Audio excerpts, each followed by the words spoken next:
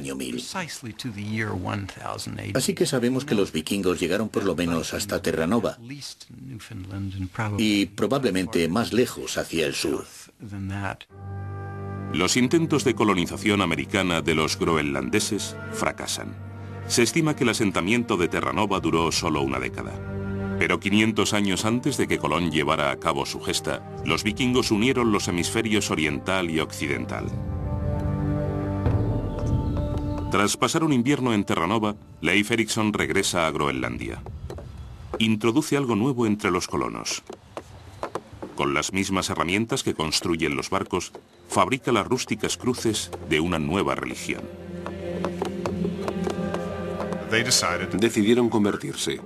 Leif Erikson fue a Noruega y el rey le pidió específicamente que llevara el cristianismo a Noruega y cristianizara las colonias groenlandesas, y él lo cumplió debidamente. A medida que los vikingos extienden su influencia, el mundo exterior empieza a afectarles. Sus jefes consideran el cristianismo como un modo de unificar a los vikingos, con el objeto de tener más poder sobre ellos. En la aurora del siglo XI, 200 años después del ataque de Lindisfarne, los hombres del norte siguen sin tener un solo rey, ni sentido de la solidaridad. El cristianismo es un motivo de unión. Pero los vikingos cristianos han de enfrentarse a veces a la resistencia de sus vasallos paganos, la resistencia a abandonar a sus antiguos dioses. Los reyes se inclinaron hacia el cristianismo porque les convenía, les servía para consolidar su poder y empezaron a imponérselo a su pueblo, lo que causó muchos conflictos. A la gente no le gustaba, les daba miedo, no querían abandonar sus viejas tradiciones. A la isla acudieron algunos misioneros cristianos que convirtieron a unos pocos. Pero había muchos escépticos y en una ocasión decidieron hacer una prueba con sus deidades paganas, con el representante de esas deidades que se conocía como Berserker, un hombre que estaba loco, por decirlo de un modo agradable. Y los misioneros cristianos les desafiaron. Les dijeron: vamos a encender una hoguera y vosotros encenderéis otra. Si el berserker atraviesa vuestro fuego pero no puede atravesar el nuestro, entonces sabremos que el paganismo ha vencido. Es casi como un duelo del Antiguo Testamento. La historia cuenta que el berserker llegó, pasó con facilidad sobre el fuego de los paganos, pero no pudo atravesar el fuego de los cristianos. Así vieron todos que el cristianismo era la religión verdadera y se convirtieron. De vuelta en Noruega, emergerá el nuevo catalizador de la unidad vikinga en la persona de un muchacho vikingo. Harald Hardrada es el hermanastro del rey Olaf de Noruega y su heredero aparente. Solo tiene 15 años y ha luchado en el bando perdedor de una guerra civil vikinga. Pero volverá. Se vengará y escribirá su propia historia con la sangre de sus enemigos.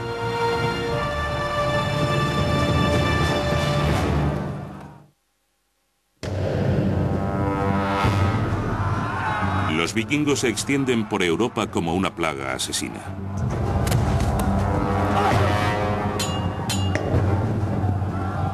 Los primeros en caer son los monasterios indefensos, pero pronto los invasores llevan el terror hacia el interior del continente. Al final, los vikingos acaban luchando entre ellos. Noruega está inmersa en una guerra civil. En 1030, las fuerzas leales al rey danés Canuto el Grande se enfrentan con la del rey noruego Olaf en la batalla de Stiklestad.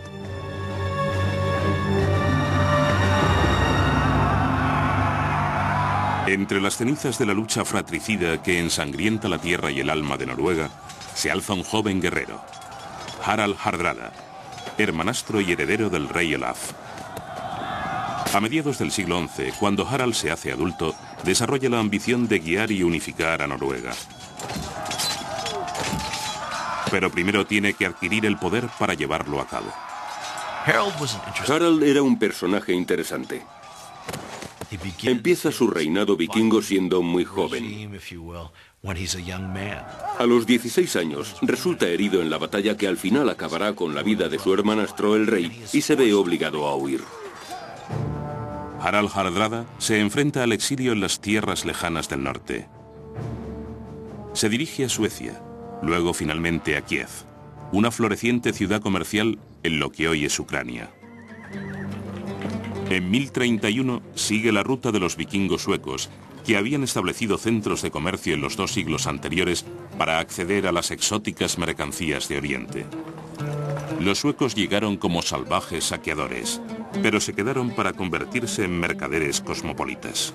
Mediante el comercio, Kiev conecta el mundo escandinavo con el extenso universo de Oriente, un aspecto que no pasa desapercibido para Harald. Cuando se encuentran tesoros de esta época, hay monedas de todo el mundo. Han encontrado estatuillas de Buda en las ruinas de Hedevi. Tales eran los contactos de ese pueblo. Eran más importantes como comerciantes que como saqueadores. Es en esta encrucijada de cultura y comercio donde Harald se da cuenta de que sin un mercado para su botín, su poder es limitado. Una lección que pronto pondrá en práctica. Los vikingos llevaban viviendo del comercio cientos de años. Cuando saqueaban un monasterio y cogían un montón de copas y manuscritos, no se los llevaban a casa. ¿Para qué les servían? Tenían que ir a otro sitio y cambiarlos por algo que les interesara. Pero las mercancías materiales son solo una parte del comercio. Los vikingos también comercian con carne humana. Como tratantes de esclavos, comercian con los hombres y mujeres que capturan en sus incursiones. En esa época las mujeres morían al dar a luz en porcentajes muy altos, así que había una demanda constante de suministro de mujeres. Capturaban a las chicas, se las llevaban para violarlas y luego las transportaban a mercados de esclavos donde las vendían. Pero a pesar de las lecciones económicas de Kiev, Harald no había llegado tan lejos solo para probar fortuna con el comercio. Su corazón de vikingo le latía con fuerza. También tenía que vestir el manto de guerrero y aprender las destrezas que le harían rey.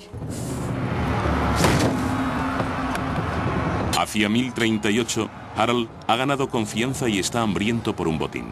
Es el jefe de una fuerza de élite de mercenarios vikingos. Combate insurrecciones por todo Oriente, a sueldo de gobernantes extranjeros, acumulando riqueza y poder mientras se prepara a regresar a Noruega para apoderarse de la corona. En Sicilia, Harald demuestra su legendaria creatividad. El mandato militar de Harald no se caracteriza por una especial valentía, sino por una avezada astucia. Una importante virtud vikinga es que vale más actuar con habilidad que partirle la cabeza a la gente. Una de sus tácticas era que cuando llegaba a una ciudad y la asediaba, hacía que capturaran a los pájaros que entraban y salían de ella y les ataba una ramita ardiendo, untada en brea, antes de volver a soltarlos. Los pájaros volaban de regreso a sus nidos, entre la paja de los tejados, y la ciudad se prendía fuego.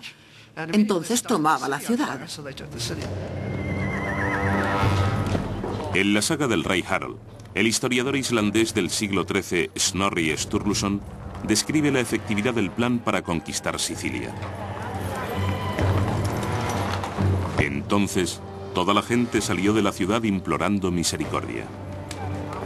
La mismísima gente que había estado gritando durante días insultos desafiantes contra el ejército y su jefe. Harald perdonó la vida de todos aquellos que suplicaron clemencia y se apoderó de la ciudad. Después de 15 años, el astuto Harald se ha hecho con la reputación y la fortuna que necesita para reclamar su derecho legítimo a la corona de su patria dividida.